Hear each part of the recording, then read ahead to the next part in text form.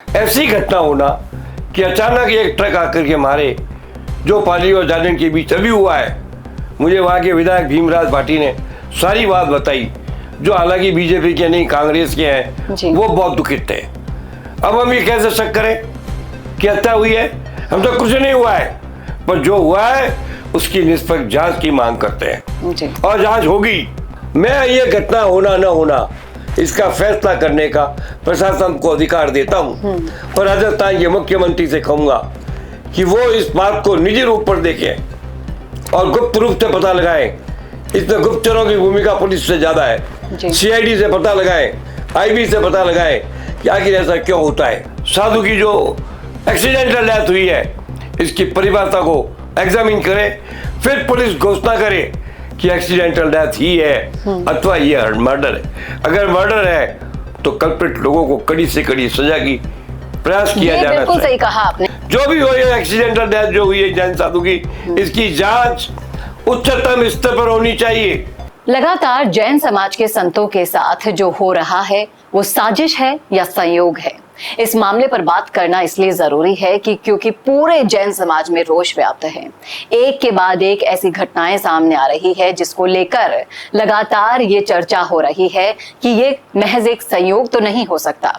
क्या है पूरा मामला, करेंगे इसी मुद्दे पर चर्चा इस वीडियो में। नमस्कार, मैं हूं चेतना शर्मा और चर्चा करने के लिए मेरे साथ मौजूद हैं जैन राजनीतिक चेतना मंच के राष्ट्रीय कार्यवाहक राष्ट्रीय अध्यक्ष चंद्रा सिंघवी सर, जो कि पूर्व कैबिनेट मंत्री भी रह चुके हैं और जैन समाज से आते हैं। सर, मैं ये जानना चाहूंगी कि जिस तरीके से अभी पाली में जैन संत जी को चलाकर जानबूझकर आरोप इस तरीके से लगाया गया है कि ट्रक चालक लगातार हाईवे से नीचे उतरकर और फिर उनको टक्कर मारकर भागा है, तो आपको क्या लगता है कि इन साजिशों के पीछे किसका हाथ हो सकता है और क्यों जैन संतों को ही टारगेट किया जा रहा है? जैन संतों को टारगेट करने का तो बरसों से चल रहा है। मैं आज किसी संस्था पर आरोप नहीं लगा रहा हूँ। संदेह मुझे भी है, पूरे देश के जैन समाज को संदेह है। जैन समाज चूंकि राजनीति में ज्यादा सक्रिय होता नहीं है, इसलिए उनके साधुओं के साथ ऐसी धृष्टता होती है। जैन समाज सशक्त हो तो ऐसी धृष्टता कोई कर नहीं सकता।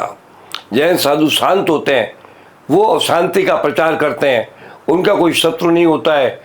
ऐसी घटना होना कि अचानक एक ट्रक आकर के मारे, जो पाली और जालन के बीच अभी हुआ है। मुझे वहाँ के विधायक भीमराज भाटी ने सारी बात बताई, जो हालांकि बीजेपी के नहीं कांग्रेस के हैं, वो बहुत दुखित थे। अब हम ये कैसे शक करें कि हत्या हुई है? हम तो कुछ नहीं हुआ है, पर जो हुआ है उसकी निष्पक्ष जांच की मांग करते हैं और जांच होगी। मुझे वहाँ के एसपी और आईजी पर कोई संदेह नहीं है। ईमानदार लोग, अभी वो भी महाराष्ट्र में ईमानदार जैसे है। मंदिर को टारगेट किया गया, जैन समाज के मंदिर को टारगेट किया गया था महाराष्ट्र में अभी कुछ ही दिनों पहले, और लगातार आप भी बता रहे हैं, हम खबरों में भी देखते हैं कि इस तरीके की जो साजिशें रची जा रही हैं, वो क्या समाज को बिखेरने की या फिर नहीं, कोई समाज नहीं बिखरता है। जैन समाज बिखरेगा ही नहीं, मजबूत है। ऐसी घटना से जनों में एकता बढ़ती है, चाहे साधु किसी जाति का हो, स्वतंत्र या दिगंबर। आपको याद है 3 मामले ऐसे आए थे बेंगलोर में, जब साधु को मारा गया था जी। कितना बुरा हुआ था। पूरे देश का जैन समाज एक था। जैनों के देह त्याग की घोषणा का विरोध किया तो सारा देश एक हो गया था। ऐसी घटनाएं हो जाती है। मैं ये घटना होना न होना इसका फैसला करने का प्रशासन को अधिकार देता हूँ, और राजस्थान के मुख्यमंत्री से कहूंगा कि वो इस बात को निजी रूप पर देखें और गुप्त रूप से पता लगाएं। इसमें गुप्तचरों की भूमिका पुलिस से ज्यादा है। सीआईडी से पता लगाएं, आईबी से पता लगाएं कि आखिर ऐसा क्यों होता है। अगर 1% भी शक है तो मुकदमा भी दर्ज किया जाएगा, हत्या का मुकदमा भी बनेगा। मैंने जैन समाज के लोगों को अहमदाबाद, बम्बई, बेंगलोर सबके संपर्क है, उनसे कहा है कि आप आइए, और राजस्थान के मुख्यमंत्री और एक जैन मंत्री भी है गौतम डक, उनसे मिलिए और किरोड़ीलाल मीणा जैसे मजबूत आदमी को सारे तथ्य बताइए। ये सब मिलकर के मुख्यमंत्री को कहेंगे कि इसकी जांच करो। इसका मेरे जांच करने का मेरा आरोप नहीं है। जो पूरे पाली एसपी बिल्कुल निष्पक्ष आदमी है, हमारा वो रेंज कमिश्नर विकास भी बहुत निष्पक्ष आदमी है। उन पर शक नहीं है कि जांच अच्छी नहीं होगी, पर जांच होनी चाहिए और बड़े पुरजोर ताकत से होनी चाहिए। जांच के अंदर स्थानीय जैन नेताओं का सहयोग होना चाहिए, उनकी भावना होनी चाहिए, उनके स्टेटमेंट आने चाहिए। अब जो पाली में ज्ञान पारिक 6 बार विधायक रहा है, जैन था, वो सब जैन था, इनका कर्तव्य है मांग करें। खाली बम्बई में बैठ के उद्योगपति के चिल्लाने मात्र से जांच नहीं होगी। बड़ी मजबूती और ताकत के साथ साधु की जो एक्सीडेंटल डेथ हुई है, इसकी परिभाषा को एग्जामिन करें, फिर पुलिस घोषणा करे कि एक्सीडेंटल डेथ ही है अथवा ये मर्डर है। अगर मर्डर है तो कल्प्रिट लोगों को कड़ी से कड़ी सजा की प्रयास किया जाना चाहिए। बिल्कुल सही कहा आपने, क्योंकि सर जिस तरीके से प्रशासनिक तौर पर देख लीजिए या फिर ताकतवर पदों पर जो भी जैन समाज के लोग हैं, उन सभी को अभी आवाज उठाने की जरूरत है। और आपने जिस तरीके से कहा कि किरोड़ी लाल मीणा जी से मिलकर हम मुख्यमंत्री तक ये बात पहुंचाएंगे कि इसके पीछे जो षड्यंत्र की बू आ रही है उसका खुलासा यहाँ पर। ये षड्यंत्र 50 साल से चल रहे हैं, इसमें शक नहीं है। कोर्ट तक ये मामला गया है। कोई सरकार ने अनूप मंडल पर प्रतिबंध लगाया था, पर मैं इस घटना के लिए अनूप मंडल को डायरेक्ट दोषी नहीं ठहराता। और भी कई लोग हो सकते हैं। जो भी हो, ये एक्सीडेंटल डेथ जो हुई है जैन साधु की, इसकी जांच उच्चतम स्तर पर होनी चाहिए और जैन साधुओं की सुरक्षा का पूरा बंदोबस्त होना चाहिए। लेकिन जैसा कि दूसरे समाज होते हैं, अपनी बात को मनवाने के लिए सड़कों पर उतर आते हैं। गुर्जर समाज को देख लीजिए, मीणा समाज को देख लीजिए, जाट समाज को देख लीजिए, लेकिन आपको नहीं लगता कि क्या इस मामले में अब जैन समाज को भी सड़कों पर उतरना? जैन समाज सड़कों पर आने लगा है। समेत शिखर के मामले में आया है, गिरनार के मामले में आया है, हमारा जो देहावस्थान होता था जिसको हम क्या बोलते हैं संतारा, उस मामले में आया है। अगर राजनीति में जैन समाज एकत्र होकर के आ गया तो देश की राजनीति में जैन समाज का महत्व बढ़ेगा। मैं जनों की एकता के लिए लगातार प्रयास कर रहा हूँ। मैं कैबिनेट मंत्री था 2 बार, हरदेव गवर्नमेंट में भी मेरा स्तर था। कंप्लीट जैनों को समर्थन भी किया, पर जैनों को समर्थन का मतलब ये नहीं कि अजैनों का विरोध करें, वो हम नहीं करते। मुझे पक्का विश्वास है इस एक्सीडेंट की जांच होगी, सर्वोच्च जांच होगी। जांच चूंकि खुली होती है इसलिए कहीं ये बदली भी जाती है।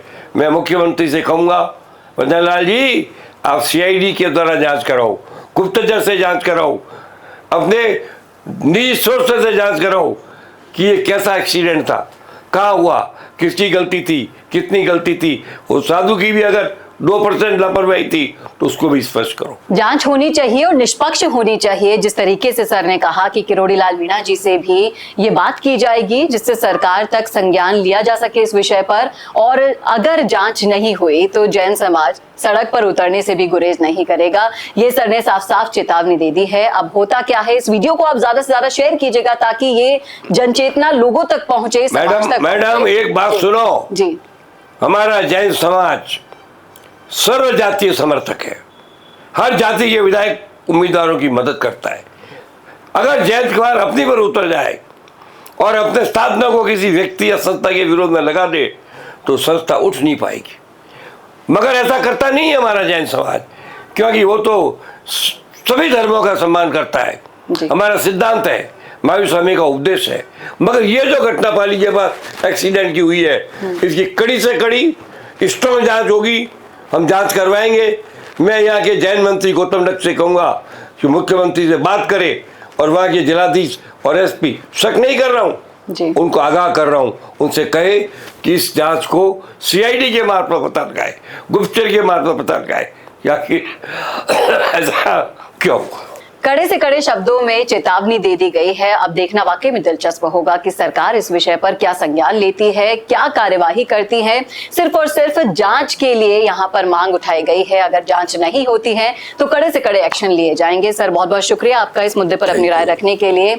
आप क्या कहते हैं, ज्यादा से ज्यादा इस वीडियो को शेयर कीजिएगा ताकि ये लोगों तक पहुंचे, जिम्मेदार लोगों तक, प्रशासन तक पहुंचे। और ऐसे ही वीडियोस के लिए देखते रहिए संवाद भारत का, भारत के लिए नमस्कार। अगर आप बनना चाहते हैं पॉलिटिशियन लेकिन पब्लिक स्पीकिंग और अपने विचारों को व्यक्त करना चुनौती लगता है, या कैमरे और पब्लिक के सामने किसी तरह से बोल पाए, इसमें मुश्किल होती है, तो मिशी मीडिया सॉल्यूशंस लेकर आया है पॉलिटिकल कंसल्टेंसी कैंपेन, जिसमें वरिष्ठ जर्नलिस्ट और पॉलिटिकल एनालिस्ट की एक्सपीरियंस्ड टीम आपको मदद करेगी, जिससे आपकी आवाज और भी बुलंद हो जाएगी। इसमें हम आपके गोल को पूरी तरह से टारगेट करेंगे कि किस तरह से आपको पार्टी पहचाने, आपको उस क्षेत्र के लिए चुने, कैसे सर्वेज में आपका नाम आए, कैसे लोगों के बीच में आपका माहौल बने। ना सिर्फ कंसल्टेंसी हम आपको देंगे, बल्कि आपको सारे रास्ते दिखाएंगे और बताएंगे भी, जिससे आप भारत की राजनीति में अच्छे पॉलिटिशियन बनके समाज का सुधार कर सके। तो अभी कॉन्टैक्ट कीजिए स्क्रीन पर दिए गए नंबर पर।